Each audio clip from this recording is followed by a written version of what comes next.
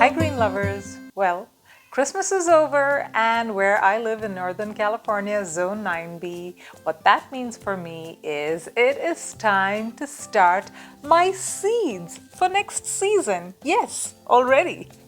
And I invite you to join me on my 2022 season seed starting journey. And I'm going to show you exactly how I plan, what seeds to plant when, and all the basic supplies that you need, and lots of tips and tricks along the way coming right up.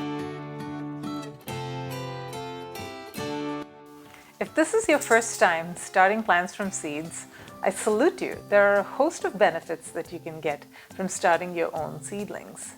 The first and probably the biggest is you will save a boatload of money. Those seedlings that are started in those little 6-packs that you can get at the nursery or the big box store cost a lot of money. Starting plants from seeds will just cost you pennies. Second benefit is that you can grow a large number of varieties that you just can't get at your local nursery, and you get to try vegetables that you can't get at your local grocery store or even at your farmer's market. And you get to witness the miracle that is that tiny seed that grows into this beautiful plant and produces all these fruits and seeds for a new generation. Now, there are a few decisions that you need to make before you decide to start seeds. First, are you going to be starting them indoors or outdoors? Either way, you need to know when your last frost date is.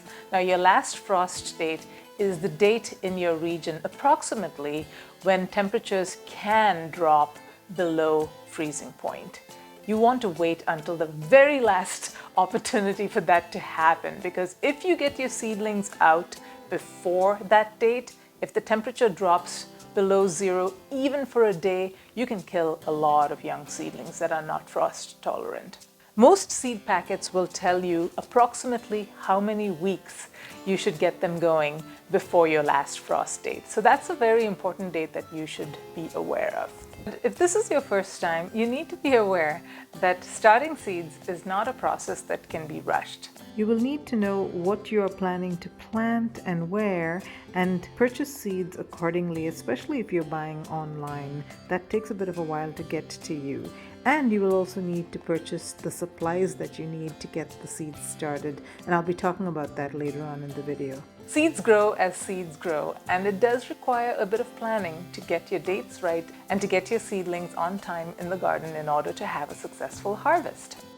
Now, I usually plant my seeds in 3 stages. The first stage is seeds that take 10 to 12 weeks before they're ready to go outside.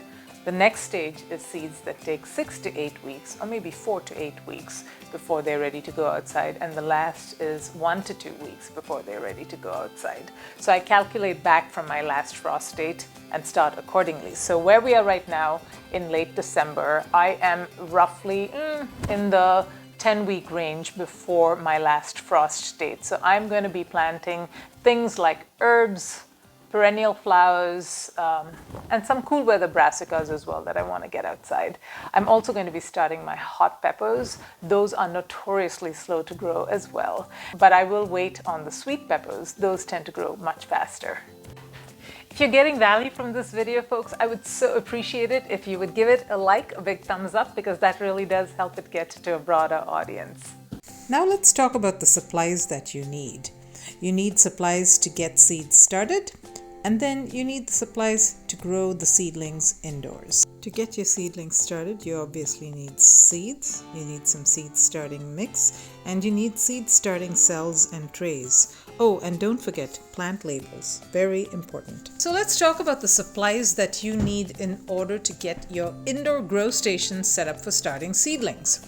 First off, you're going to need some kind of shelf. I prefer the ones that are about 4 feet wide because they hold about 4 standard size trays, which is enough to start plenty of seedlings for the next growing season. This is also the perfect width for the next item that you're going to need, which is a standard LED shop light that has a brightness or lumen rating of 4100 and above, and a color rating that says daylight, which is 5000 to 6500 Kelvin approximately. You will also need a timer because your lights need to stay on for about 16 hours and then turn off for about 8 hours.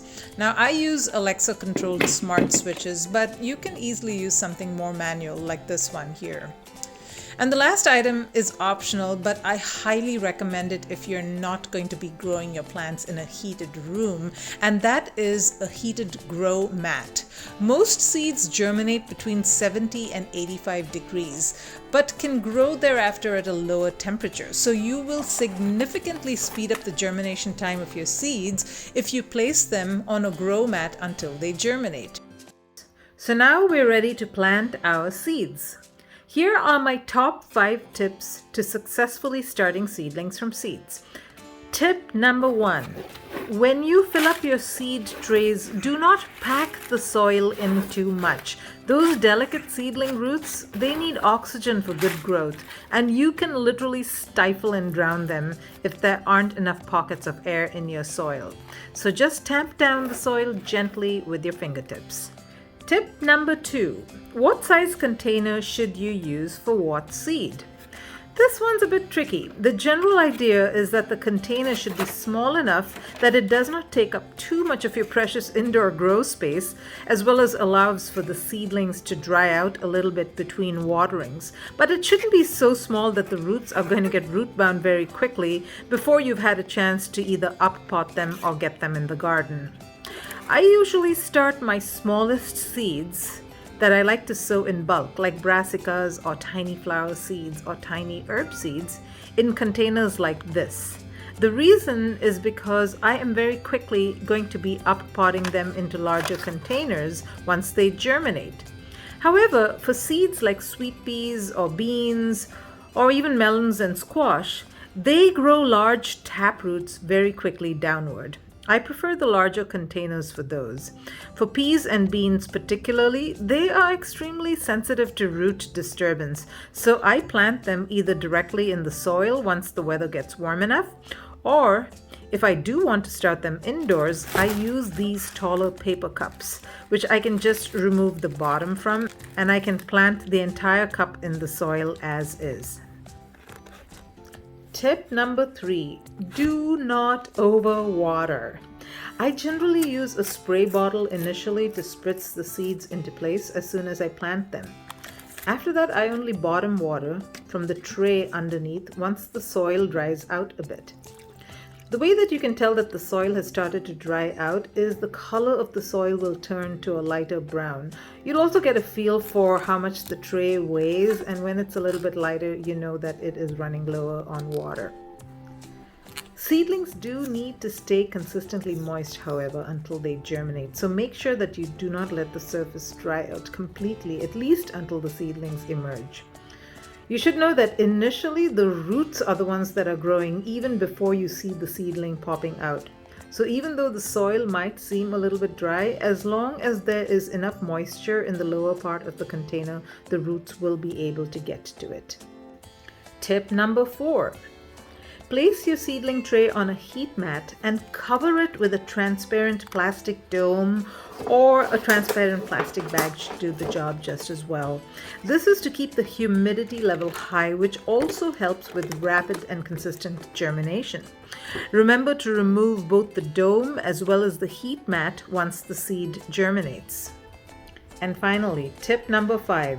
Once your seedlings emerge, they need to be exposed to light right away. So if your grow lights are not already turned on and set up with that timer, please do that as soon as you see the very first seedlings emerge.